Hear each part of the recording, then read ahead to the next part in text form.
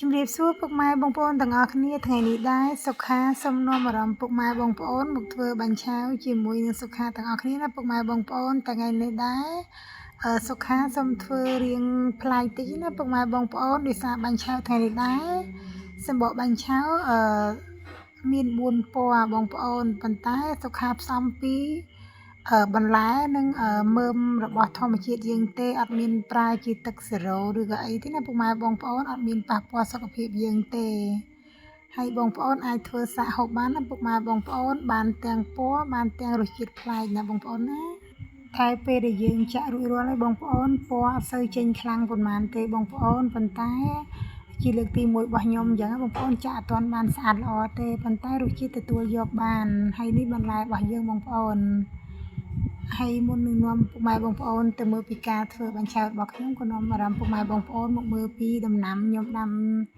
ជុំវិញផ្ទះសិនអញ្ចឹងបងប្អូនទទួលបានផលបណ្ដាទៀតហើយឥឡូវមិនទាន់បានចាប់ផ្ដើមផងបងប្អូនមេឃក៏ចាប់ផ្ដើមភ្លៀងហើយអត់បានទៅធ្វើនៅមុខផ្ទះទេបងប្អូនខ្ញុំធ្វើនៅយ៉ាកអញ្ចឹងដោយសារមេឃនេះអត់ស្រួលអញ្ចឹងបងប្អូនឥឡូវនេះខ្ញុំចាប់ផ្ដើមយកបន្លែគ្រឿងក្រៅទាំងអស់យកមកលាងសម្អាតសិនមុននឹងខ្ញុំទៅធ្វើគ្រឿងផ្សេងអញ្ចឹងណាពុកម៉ែបងប្អូនឥឡូវនេះដែរបងប្អូនខ្ញុំក៏ចាប់ផ្ដើមសម្អាតជ្រែងសម្អាតអីរួចរាល់ទៅដើម្បីយើងលាងសម្អាតបន្លែរបស់យើងបងប្អូនតើតែបន្លែស្អាតខ្ញុំចាប់ផ្ដើមលាងបន្លែទុកសិនដើម្បីខ្សោះទឹកអញ្ចឹងណាចាំផ្ដើមចាំយើងទៅធ្វើគ្រឿងផ្សេងទៀតបងប្អូនឥឡូវនេះជាដំបូងខ្ញុំលាងសណ្តែកសិនបងប្អូនដោយសារសណ្តែកយើងវាមានកតិចអីអញ្ចឹងហើយណាមួយពេលលាងបន្តែហ្នឹងក៏ខ្ញុំគិតថាសណ្តែកថ្ងៃនេះខ្ញុំទិញរៀងស្ទើរដែរចាំខ្ញុំលាងរួចរាល់ទុកឲ្យខ្សោះទឹកសិនចាំខ្ញុំឆ្លៀតទៅរកទិញបន្តិចទៀតយ៉ាងណាបងប្អូនដោយសារខ្ញុំអត់បានស្មានត្រូវយើងក៏ទិញមករៀងស្ទើរយ៉ាងយើងលាងសម្អាតសិនបងប្អូន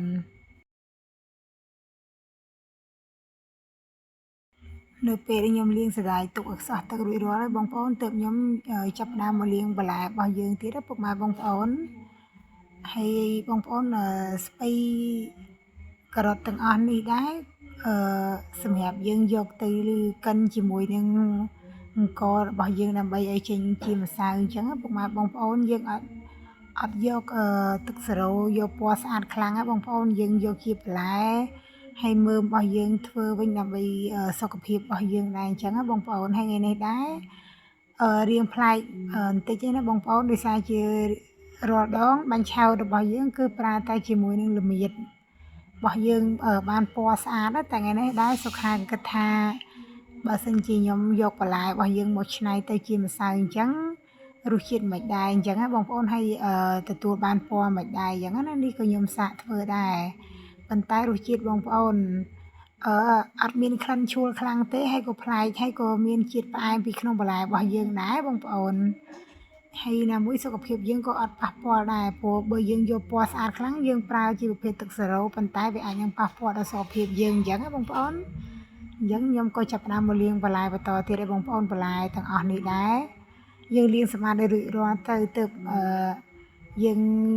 ធ្វើអីយើងងាយស្រួលរបស់នេះយើងអាចលាងឲ្យបងប្អូនដើម្បីឲ្យខ្សោះទឹកអញ្ចឹងណាបងប្អូនអាចទស្សនាបន្តទៀតបានណាបងប្អូន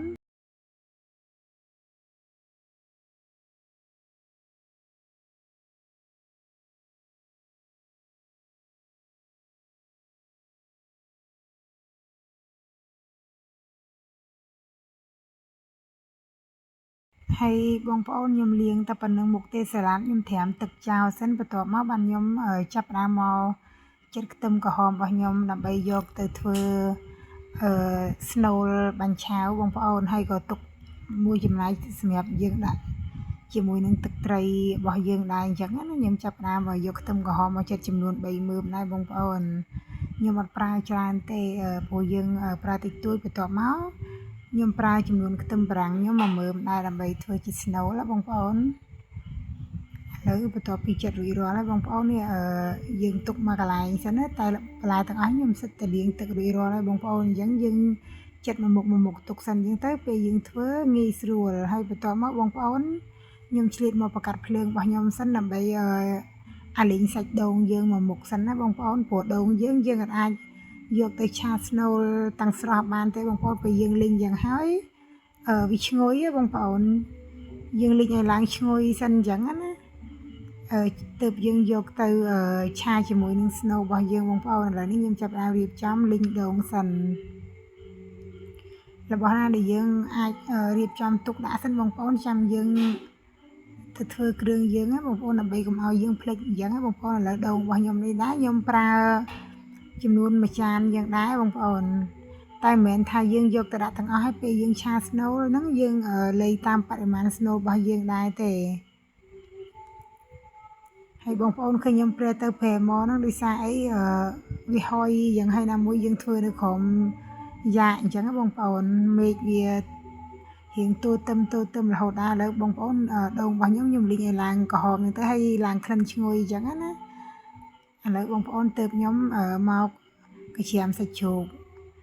សាច់ជ្រូកនេះខ្ញុំហាន់ហើយបងប្អូនខ្ញុំក៏ច្រាមឲ្យរៀងម៉ត់ដែរអញ្ចឹងដើម្បីយើងយកទៅឆា snow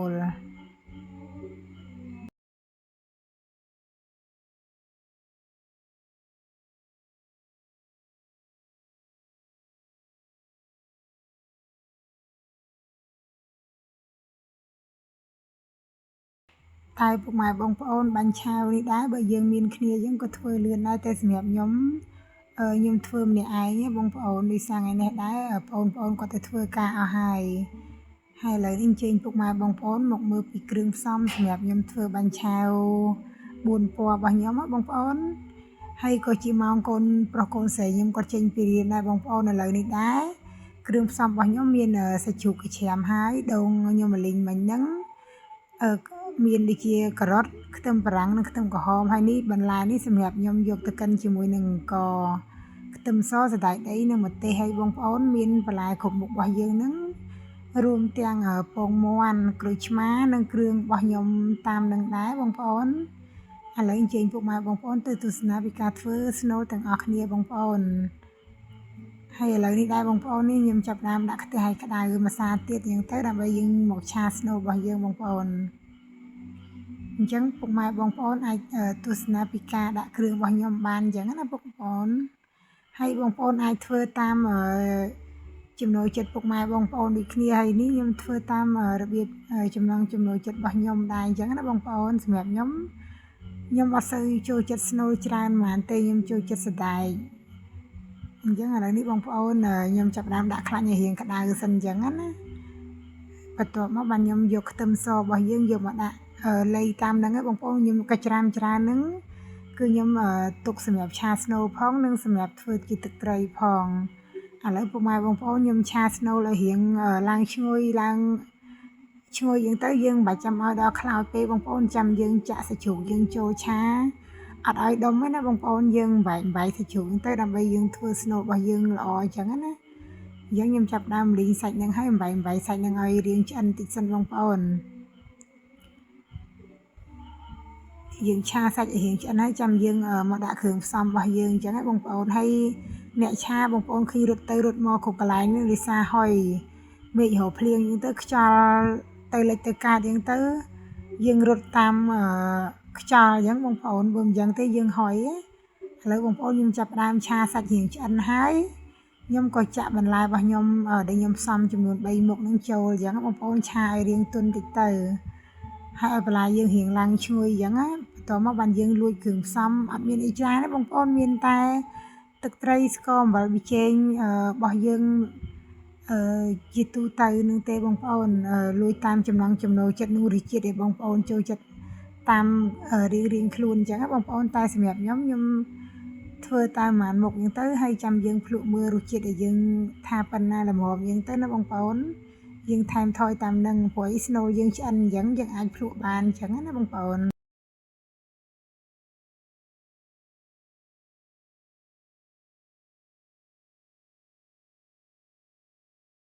ហើយពុកម៉ែបងប្អូនបន្ទាប់ពី snow ខ្ញុំរួចរាល់ហើយខ្ញុំក៏មកបន្ថែមដូងយើងលីងរួចមិញណាប៉ុន្តែយើងមិនដាក់ទាំងអស់ពុកម៉ែបងប្អូនយើងដាក់ស្មានមើលតាម snow យើងដែរប៉ុន្តែដោយសារដូងខ្ញុំទិញមកហើយខ្ញុំក៏លីងឲ្យហើយម្សាយើងទៅណាថ្ងៃក្រោយយើងអាចធ្វើអីទៀតបានណាឥឡូវនេះពុកម៉ែបងប្អូន snow របស់ខ្ញុំនេះក៏ចាប់ផ្ដើមរួចរាល់ហើយបងប្អូនណា ហើយបន្ទាប់មកខ្ញុំក៏ឆ្លៀតមកភ្លក់មើលរសជាតិសិនដែរតើល្មមនៅពេលដែលរួចរាល់ហើយចាំយើងបន្ថែមស្លឹកខ្ទឹមយើងជាការស្រេចបងប្អូន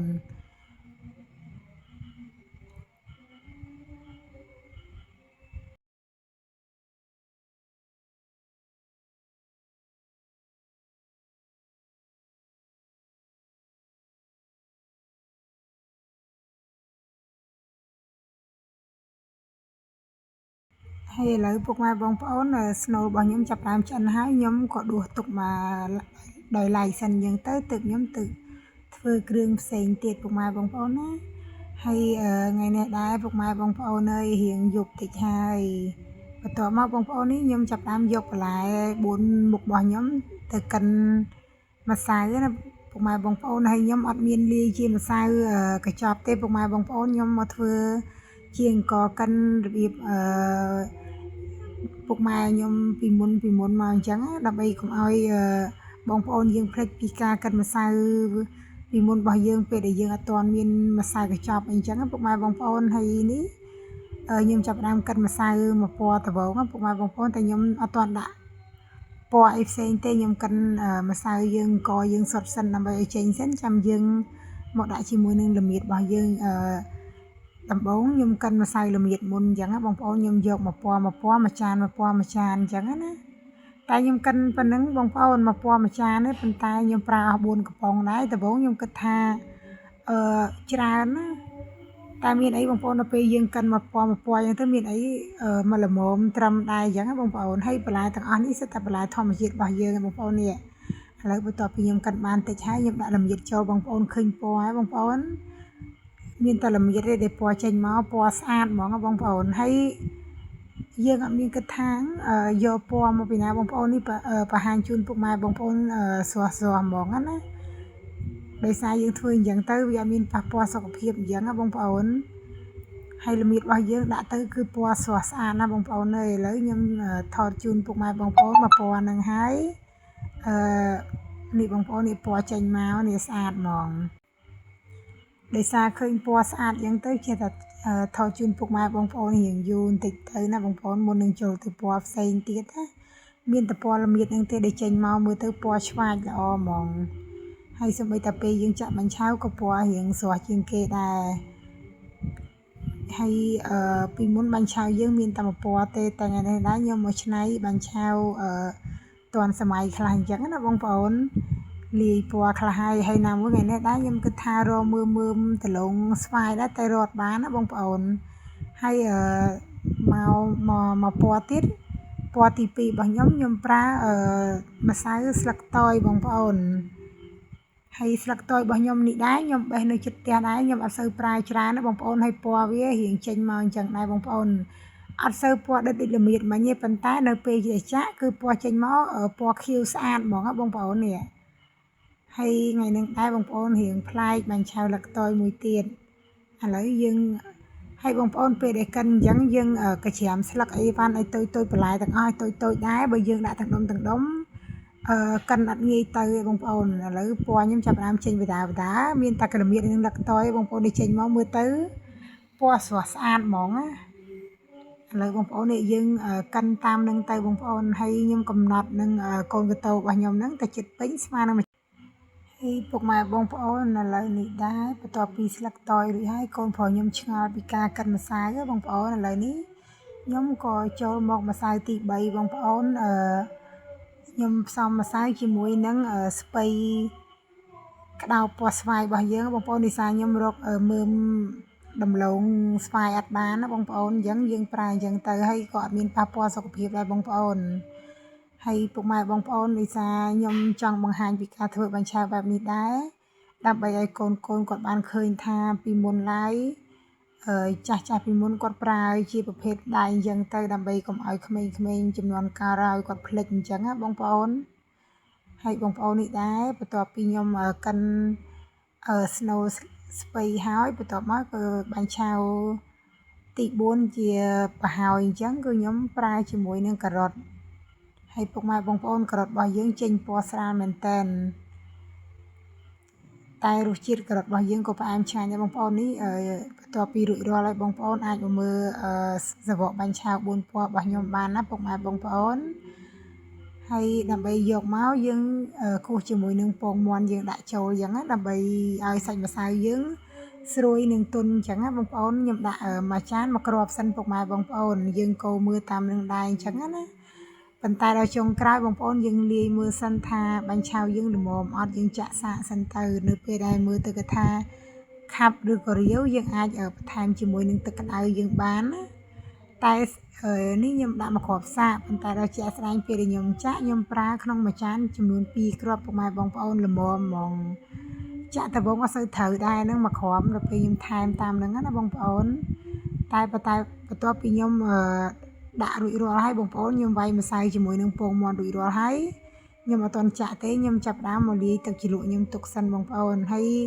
ទឹកដែលខ្ញុំយកមកធ្វើជាមួយនឹងទឹកជ្រលក់បាញ់ឆាវនេះដែរគឺខ្ញុំប្រើជាទឹកក្តៅបងប្អូនតែខ្ញុំទុកឲ្យរៀងអ៊ុនសិនយើងអត់ប្រើទឹកត្រជាក់បងប្អូនអាចធ្វើឲ្យយើងឈឺពោះអញ្ចឹងណាហើយខ្ញុំប្រើទឹកក្តៅហើយបន្ទាប់មកខ្ញុំដាក់ទឹកត្រីចូលសិនណាបងប្អូនខ្ញុំអត់មានបានវាស់ស្មានទេបងប្អូនខ្ញុំដាក់តាមនឹងទៅហើយយើងភ្លក់ទៅយើងអាចថែមថយតាមនឹងទៀតអញ្ចឹងណាបន្ទាប់មកខ្ញុំក៏ប្រើស្ករអំបិលវិជែងតាមនឹងដែរបងប្អូនយើងធ្វើអញ្ចឹងទៅងាយស្រួលដែរអញ្ចឹងណាយើងអាចភ្លក់រសជាតិបានបន្ទាប់មកបងប្អូនខ្ញុំលួចជាមួយនឹងទឹកខ្មេះបន្តិចទឹកខ្មេះនេះដែរខ្ញុំអត់មានប្រើជាទឹកខ្មេះអីទេបងប្អូនទឹកខ្មេះរបស់ខ្មែរយើងទេខ្ញុំធ្វើទុកយូរដែរហើយដោយសារយើងប្រើទឹកក្រូចឆ្មាសុទ្ធអញ្ចឹងទៅជាតិជូររបស់យើងវាអត់ទឹកល្អអញ្ចឹងណាទើបខ្ញុំលួចជាមួយនឹងទឹកខ្មេះយើងបន្តិចហើយខ្ញុំប្រើក្រូចឆ្មាចំនួន3ផ្លែដែរបងប្អូននៅពេលដែលបងប្អូនភ្លក់ទៅជូរប្រៃផ្អែមតាមចំណូលចិត្តពុកម៉ែបងប្អូនយើងសាកខ្លួនឯងអញ្ចឹងណាហើយរួចរាល់ហើយក៏ខ្ញុំប្រើជាមួយនឹងខ្ទឹមសពុកម៉ែបងប្អូនដើម្បីយកក្លិនយើងឲ្យឈ្ងុយបើសិនជាយើងធ្វើទឹកត្រជាក់ហ្មងអត់ជួយឲ្យខ្ទឹមយើងឈ្ងុយទេបងប្អូនយើងទុកទឹកឲ្យអ៊ុនហើយបន្ទាប់មកដែរខ្ញុំប្រើជាមួយនឹងខ្ទឹមក្រហមរបស់យើងដែរបងប្អូនដោយសារខ្ញុំអត់បានចិត្តទុកចង់ភ្លេចដែរបងប្អូនខានធ្វើយូរដែរអញ្ចឹងបន្ទាប់មកបងប្អូនក៏ខ្ញុំចាប់តាមមកចិត្តខ្ទឹមក្រហមខ្ញុំចំនួនមួយផ្លែដែរណារួចរាល់ហើយខ្ញុំចាក់សណ្តែកដីយើងចូលហើយបងប្អូននេះទឹកជ្រលក់របស់យើងចាប់ដើមចេញក្លិនបតាហើយក៏ខ្ញុំដាក់ម្ទេសយើងចូលអញ្ចឹងខ្ញុំប្រើប៉ុណ្្នឹងឯងបងប្អូនតែបើសម្រាប់បងប្អូនយើងចូលចិត្តហឹរយើងអាចបន្ទាប់ហូបក្រៅបានអញ្ចឹងណា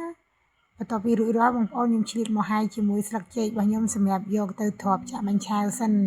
ទឹកជ្រលក់របស់ខ្ញុំនេះដែរក៏រួចរាល់ហើយបន្ថែមដល់ខ្ទឹមរួចតែខ្ញុំអត់បានថតបង្ហាញជូនពុកម៉ែបងប្អូនណាហើយឥឡូវពុកម៉ែបងប្អូនបន្ទាប់ពីមេឃរៀងស្រឡះតិចហើយខ្ញុំក៏ចាប់ផ្ដើមមកចាក់បាញ់ឆាវពុកម៉ែបងប្អូននេះផ្ទះដវងរបស់ខ្ញុំហើយអត់ដឹងថាយ៉ាងម៉េចដែរដវងផ្ទះយើងឲ្យថាអត់ទាន់សូវបានចាក់អញ្ចឹងខ្ញុំខូចអស់ពី3ប្រទេសដែរអញ្ចឹងណាបងប្អូនឥឡូវនេះចាប់ផ្ដើមមកសាកធ្វើម្ដងទៀតហើយពុកម៉ែបងប្អូនបន្ទាប់ពីមេឃភ្លៀងហើយចាប់ផ្ដើមស្រឡះហើយស្រឡះហ្នឹងក៏មិនថាស្រឡះចាស់ហ្មងណាបងប្អូនរៀងចង់មកបន្តិចចង់អត់បន្តិចអញ្ចឹងណាហើយបងប្អូននេះដវងខ្ញុំចាក់បាញ់ឆាវល្មៀតហើយបងប្អូននេះមកដាក់នឹងដូចតំណងណាស់អញ្ចឹងប៉ុន្តែអត់ទាន់ជំនាញទេគ្រាន់ថារសជាតិអាចយកបានបងប្អូនឆ្ងាញ់ហើយប្លែកមាត់ទៀតអញ្ចឹងណាស្នូលលេវ៉ាន់ព្រោះដោយសារយើងភ្លក់តាមរសជាតិយើងអញ្ចឹងណាហើយបន្ទាប់មកបងប្អូននេះចាក់រួចរាល់ហើយបានពណ៌ប៉ុណ្្នឹងបងប្អូននេះពណ៌ចេញមកស្រស់ស្អាតហ្មងតែអត់ទាន់ពេញល្អទេដោយសារ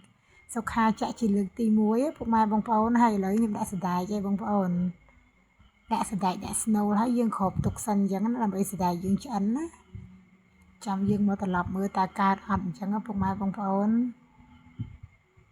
ព្រោះដោយសារការលាយម្សៅអីអញ្ចឹងយើងអត់អាចថាស្មានត្រូវទេព្រោះយើងមិនមែនអ្នកជំនាញថាចាក់រាល់ថ្ងៃណាពុកម៉ែបងប្អូនបានប៉ុណ្ណេះដែរនោះហើយនោះផ្ទះដវងឲ្យខ្ញុំចាក់ទៅអត់សូវល្អឥឡូវផ្ទះបន្តទៀតយើងអាចទទួលយកបានហើយបងប្អូនហើយបន្ទាប់មកទៀតខ្ញុំក៏មកចាក់បាញ់ឆាវលឹកតយរបស់យើងដែរពុកម៉ែបងប្អូនហើយខ្ញុំអត់បានចាក់ឲ្យជូនពុកម៉ែបងប្អូនទាំង4ពណ៌ហ្មងណាបងប្អូនដោយសារមេឃខ្ញុំក៏រៀងភ្លៀងរហូតដែរអញ្ចឹងណាហើយខ្លាចកូនគាត់ហូបអត់តាន់ខ្ញុំក៏ថតជូនពុកម៉ែបងប្អូនបានតែ2ពណ៌ទេបងប្អូនចាំសរុបជូនពុកម៉ែបងប្អូននៅចុងវីដេអូហ្មងអញ្ចឹងណាហ ហើយពណ៌ទី2ដែរនេះបងប្អូននេះស្លឹកតយរបស់ខ្ញុំបានសម្រេចហើយរួចរាល់អញ្ចឹងណានេះផ្ទះស្រុកចុងក្រោយហ្មងបន្ទាប់ពីរួចរាល់បងប្អូនដល់ពេលយើងចាក់ចុងក្រោយអញ្ចឹងមានអីពុកម៉ែបងប្អូនដាក់ត្រូវអញ្ចឹងយើងអត់ត្រូវតែដបងពី3ខ្ទះខំដូរខ្ទះពី3ដែរគិតថាអត់មកពីខ្ទះអញ្ចឹងមានអីបងប្អូននេះដល់ពេលចុងក្រោយបាញ់ឆៅយើងធ្វើត្រូវអញ្ចឹងទៅរៀងបានគ្រាន់បើគ្រាន់ថាយើងអត់បានស្អាតទេបងប្អូនគ្រាន់ថាអាចទទួលយកបានអញ្ចឹងណាឥឡូវបាញ់ឆៅខ្ញុំក៏រួចរាល់ដែរពុកម៉ែបងប្អូនពណ៌របស់យើងធម្មជាតិទទួលបានប៉ុណ្ណឹងពណ៌ដែរហើយជាមួយនឹងបន្លែទឹកជ្រលក់របស់ខ្ញុំណាឥឡូវអញ្ជើញពុកម៉ែបងប្អូនមកហូបទាំងអស់គ្នាហើយក៏ថ្ងៃនេះដែរបងប្អូនដល់ពេលវគ្គហូបអញ្ចឹងក៏ចាប់ដើមមេឃភ្លៀងបន្តទៀតហើយក៏បានក្មួយប្រុសខ្ញុំមកជាមួយដែរពេលដែលកូនប្រុសខ្ញុំគាត់ហូបហើយគាត់កូនប្រុសកូនស្រីខ្ញុំគាត់ទៅសាលាក៏ខ្ញុំជូនគាត់ទៅមួយផ្លែតសិនបានមកហូបបន្តទៀតជូនពុកម៉ែបងប្អូនទស្សនាអញ្ចឹងហើយក៏បានក្មួយខ្ញុំមកទាំងពីរអញ្ចឹងណាឥឡូវខ្ញុំសួរក្មួយខ្ញុំគាត់យកពណ៌អីគាត់ក៏យកពណ៌ស្ពៃអញ្ចឹងបងប្អូនហើយគាត់ថាចាំខ្ញុំរកហូបរួចខ្ញុំយកពណ៌ផ្សេងទៀត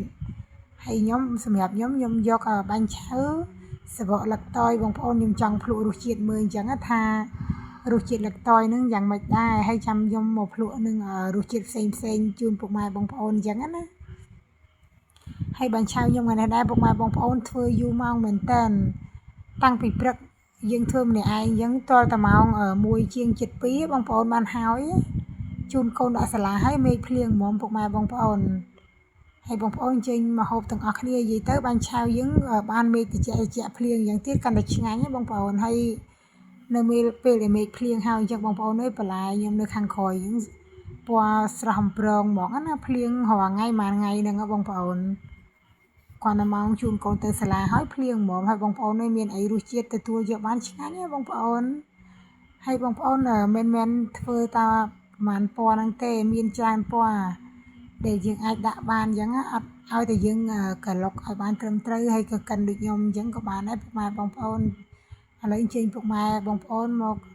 ទស្សនាពីការហូបបាញ់ឆៅរបស់ខ្ញុំទាំងអស់គ្នាណាពុកម៉ែបងប្អូនខ្ញុំបញ្ចូលសម្លេងរៀងយប់តិចឲ្យពុកម៉ែបងប្អូនអើយរៀងដាក់ដប់តិចណា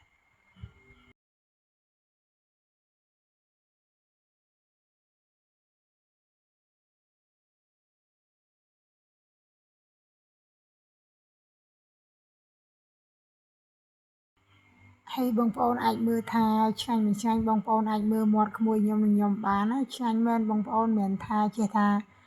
យើងសម្ដែងជូនពុកម៉ែបងប្អូនទេហើយជាចុងក្រោយក៏បងអូនសូមអរគុណពុកម៉ែបងប្អូនដែលតែងតែទស្សនាវីដេអូរហូតមកអញ្ចឹងណាវីដេអូបងអូនក៏សូមចប់តែទៅនឹងអញ្ចឹងណាពុកម៉ែបងប្អូនអរគុណច្រើននៅការទស្សនារហូតមកអញ្ចឹងអរគុណច្រើន